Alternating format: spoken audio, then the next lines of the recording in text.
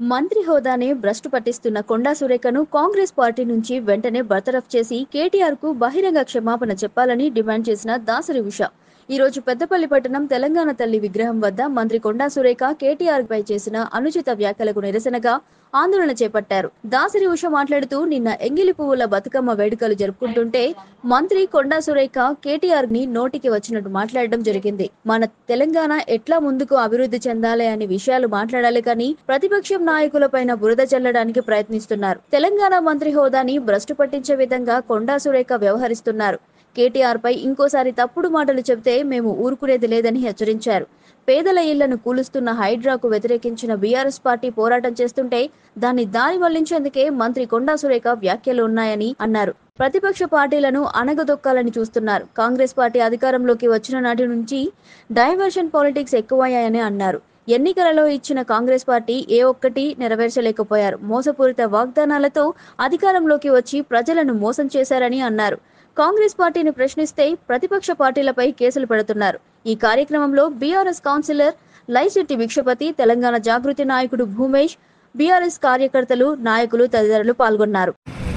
నిన్న ఎంగిలి పూల బతుకమ్మ సాక్షిగా మరి ఆ బతుకమ్మ వేడుకలు చేసుకుంటుంటే మరి మన తెలంగాణ కాంగ్రెస్ మంత్రి ఒక మంత్రి హోదాలో ఉండి కొండా సురేఖ గారు నోటికొచ్చినన్ని మాటలు మరి కేటీఆర్ అన్న గారిని, అదే విధంగా ఫిలిం ఇండస్ట్రీలో ఉండే ముఖ్య సినీ తారలని అనడం జరిగింది. వాళ్ళ పర్సనల్ విషయాలలో జోక్యం చేసుకుంటారు.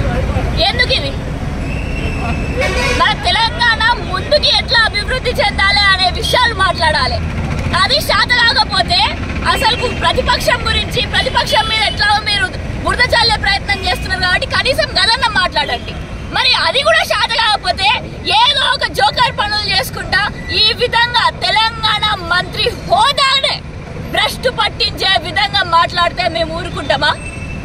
ఒక ఆడబిడ్డ అయ్యుండి అన్నన్ని నోరు తెరిస్తే చాలు ఆ పద భాష దగ్గర నుంచి మొదలు పెడితే ఆ ఎందుకు మాట్లాడుతున్నారో కూడా అర్థం కాని విధంగా మాట్లాడుతున్నారు. మరి కొండా సురేఖ గారు అటాక్ చేయాలంటే బోల్డర్లు ఉన్నాయి, కానీ బతుకమ్మ రోజే ఎందుకు? ఇవన్నీ కూడా డైవర్షన్ పాలిటిక్స్ అని అర్థం చేసుకోవాలి. ఎందుకంటే నేడు కాంగ్రెస్ ప్రభుత్వం అధికారంలోకి వచ్చిన తర్వాత 6 గ్యారెంటీలు మొదటి రోజునే ఎన్నో గ్యారెంటీలు అమలు చేస్తామని చెప్పేసి, రైతు రుణమాఫీ చేస్తామని చెప్పేసి మొదటి రోజే సంతకం పెడతామని అన్నారు. 100 రోజుల్లో 6 గ్యారెంటీలు అమలు చేస్తామని అన్నారు.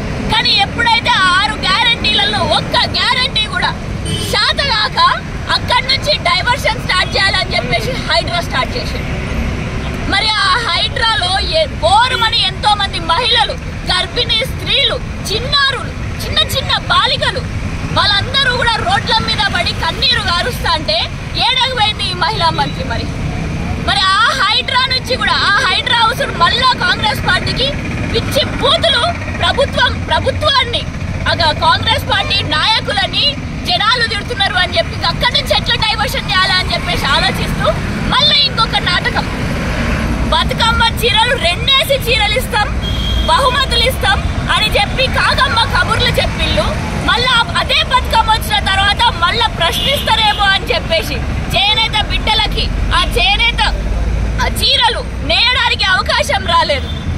మరి ఇవన్నీ ప్రశ్నిస్తారు అని చెప్పేసి సడన్ గా ఒక్కసారి కొండా సురేఖ గారు బయటకు వచ్చి తనల్ని ఉపయోగించుకుంటూ ఒక మహిళా మంత్రిని ఉపయోగించుకుంటూ రేవంత్ రెడ్డి గారు వెనకాల నుంచి చేస్తున్న డ్రామా ఇదంతా. మరి ఈ మహిళా మంత్రులు కూడా వాళ్ళకి ఏది మాట్లాడాలో ఏది మాట్లాడొద్దో అసలు పొద్దుపొడుగు లేదా? మరి కొండా సురేఖ గారు ముందుకు వచ్చేసి ఇష్టం వచ్చినట్టు మాట్లాడితే మరి పక్క నుంచి సీతక్క గారు ఆపేది పోయి ఇంకా సపోర్టివ్ గా వెనకాల నుంచి ఇంకా మాట్లాడి అన్నట్టు ఎంకరేజ్ చేస్తారు.